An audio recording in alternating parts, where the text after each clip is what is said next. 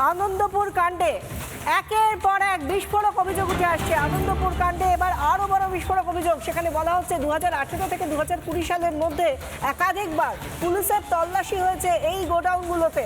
তল্লাশির সময় কর্মীদের ঘরে যেতে বলতো গঙ্গাধর দাস, যাকে গ্রেফতার করা হয়েছে। তল্লাশির সময় বাইরে থেকে বন্ধ করে দেওয়া হতো দরজা। বিস্ফোরক অভিযোগ ঘটনার সময় সাক্ষী সুশীল ধারা। ঘটনার দিন কোনো রকমে প্রাণ রক্ষা পান সুশীল ধারা।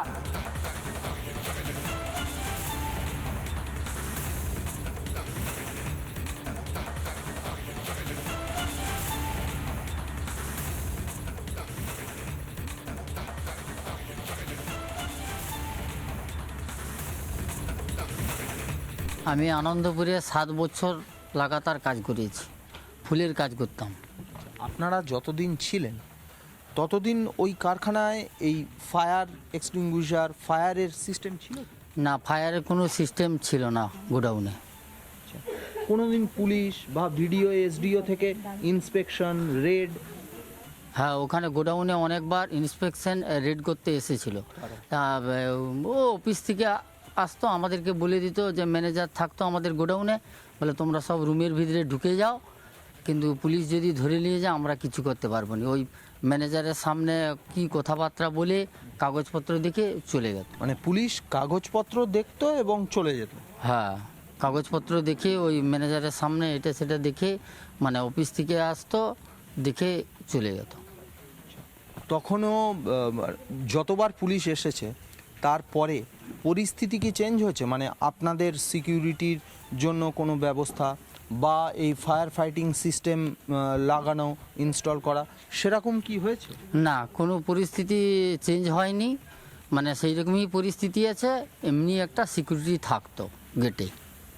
পুলিশের রেড হলেও কোনো ধরনের অবস্থার পরিবর্তন হয়নি? না, কোনো অবস্থার পরিবর্তন হয়নি।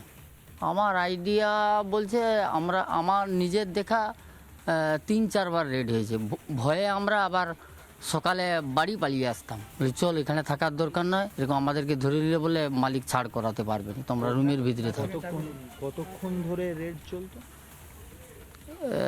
রেড ও আধ ঘন্টা 1 ঘন্টা এরকম রেড করতো। রেডটা হয়েছে আপাতত 18 সাল 20 সাল এইরকম। তারপরেও পরিস্থিতি কোনো বদল হয় না, বদল হয়নি। প্রভাবশালী কারোর হাত এই গঙ্গাধর দাসের মাথায় ছিল, নাকি গঙ্গাধর দাস কোনো প্রভাবশালী ব্যক্তিদের সঙ্গে যোগ ছিলেন? 2018 থেকে 2020 মধ্যে থানা থেকে পুলিশের থেকে একাধিকবার রেড হয়েছে। 3 থেকে 4 বার রেড হয়েছে। এই ব্যক্তি সুশীল ধারা, যিনি কাজ করতেন, তিনি নিজে দেখেছেন। কিন্তু পুলিশের ইন্সপেকশনের পরেও কিন্তু কোনো পরিস্থিতি বদলায়নি। অর্থাৎ হয় পুলিশ গাফিলতি, না হলে এই গঙ্গাধর দাসের গাফিলতি।